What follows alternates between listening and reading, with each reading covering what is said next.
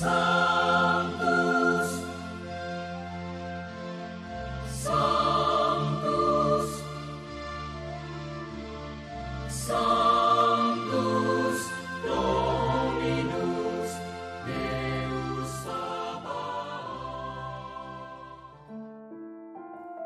Salam jumpa kembali saudara-saudariku yang terkasih dalam Tuhan kita Yesus Kristus. Salam sejahtera untuk kita semua.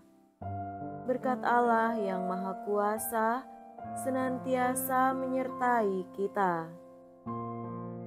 Marilah kita mendengarkan dan merenungkan bacaan-bacaan kitab suci hari Kamis tanggal 27 Juni tahun 2024. Dalam nama Bapa dan Putra dan Roh Kudus.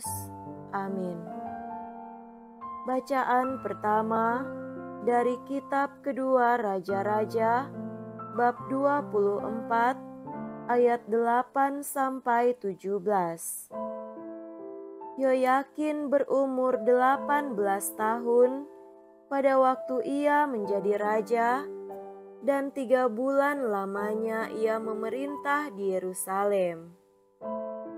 Nama ibunya ialah Nehusta, putri Elnatan dari Yerusalem. Yoyakin melakukan yang jahat di mata Tuhan, tepat seperti yang dilakukan ayahnya. Pada waktu itu, majulah tentara Nebukadnezar, Raja Babel, menyerang Yerusalem dan kota itu terkepung. Nebukadnezar sendiri datang menyerang, sementara orang-orangnya mengepung kota itu. Lalu keluarlah Yoyakin, Raja Yehuda mendapatkan Raja Babel. Ia sendiri, ibunya, perwira-perwiranya, para pembesar dan pegawai-pegawai istananya. Raja Babel menangkap Yoyakin pada tahun yang ke-8 pemerintahannya. Seluruh isi rumah Tuhan dan isi istana raja dikeluarkannya.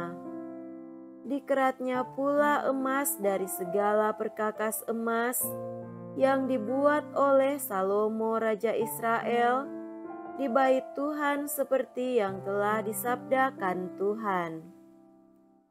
Seluruh penduduk Yerusalem diangkutnya ke pembuangan.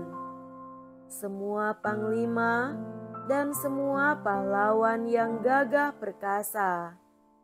10.000 tawanan. Jumlah semua tukang dan pandai besi. Tidak ada yang ditinggalkan kecuali orang-orang lemah dari rakyat negeri. Nebukadnezar mengangkut Yoyakin ke pembuangan di Babel.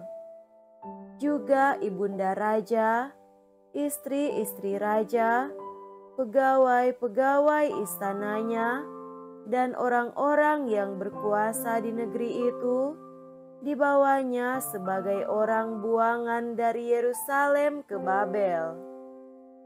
Semua orang yang gagah perkasa, 7.000 orang banyaknya, para tukang dan para pandai besi, 1.000 orang banyaknya. Sekalian pahlawan yang sanggup berperang dibawa oleh Raja Babel sebagai orang buangan ke Babel. Kemudian Raja Babel mengangkat paman Yoyakin yang bernama Matanya menjadi raja menggantikan Yoyakin dan menukar namanya menjadi Sedekia. Demikianlah sabda Tuhan. Syukur kepada Allah.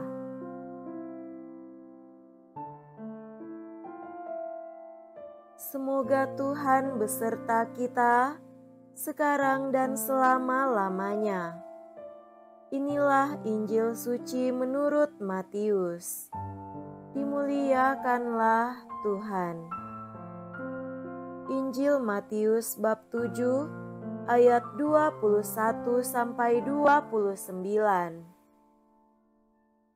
Dalam khotbah di bukit, Yesus berkata, "Bukan setiap orang yang berseru kepadaku, 'Tuhan, Tuhan,' akan masuk ke dalam kerajaan surga, melainkan dia yang melakukan kehendak Bapa-Ku di surga."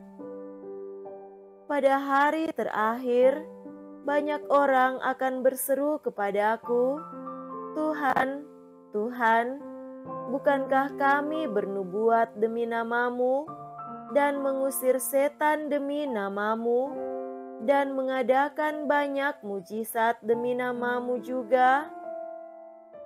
Pada waktu itu, aku akan berterus terang kepada mereka dan berkata, "Aku tidak pernah mengenal kalian. Enyahlah daripadaku, kalian semua pembuat kejahatan."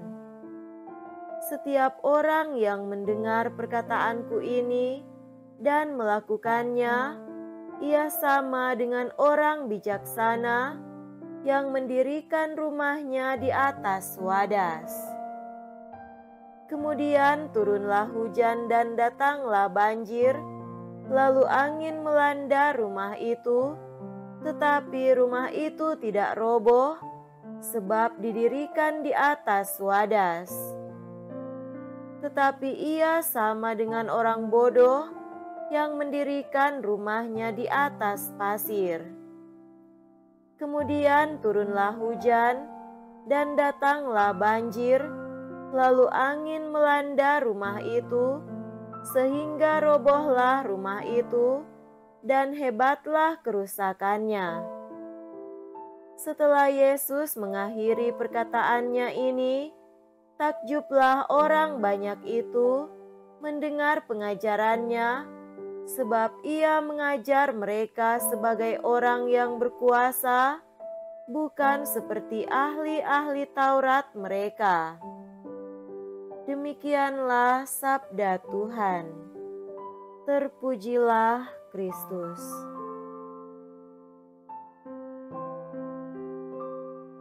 Saudara-saudariku yang terkasih dalam Tuhan kita Yesus Kristus, tema renungan kita pada hari ini adalah "Jika aku lemah, maka aku kuat." Manusia itu terbatas, rentan, penuh kelemahan dan kekurangan. Hidupnya terbatas dan suatu saat pasti akan mati. Penyakit-penyakit dapat menggerogoti, penyakit fisik maupun jiwa, bencana alam yang tak dapat dihindari, penyesatan jiwa yang dilakukan oleh iblis, dan lain-lain. Kuasa adalah hal yang paling menggiurkan untuk dicari dan dimiliki. Dalam kehidupan duniawi, orang mencari kuasa-kuasa duniawi untuk mengatasi kerapuhannya. Dalam kehidupan rohani pun, orang mencari kuasa-kuasa rohani untuk mengatasi kelemahannya.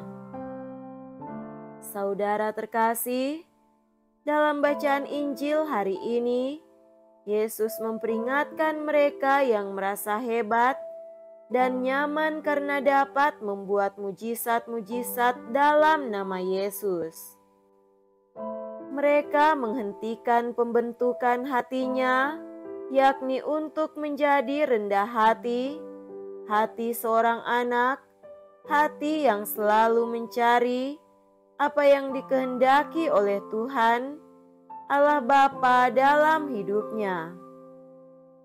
Mereka tidak mau mengikuti kehendak Tuhan yang mungkin saja menghendaki mereka untuk melepaskan kuasa-kuasa semu dan pergi menjumpai yang lain, bersama menderita, bersama mengalami kerapuhan, agar dapat mengajak untuk sama-sama percaya kepada tuntunan Allah dalam segala penderitaan hidup.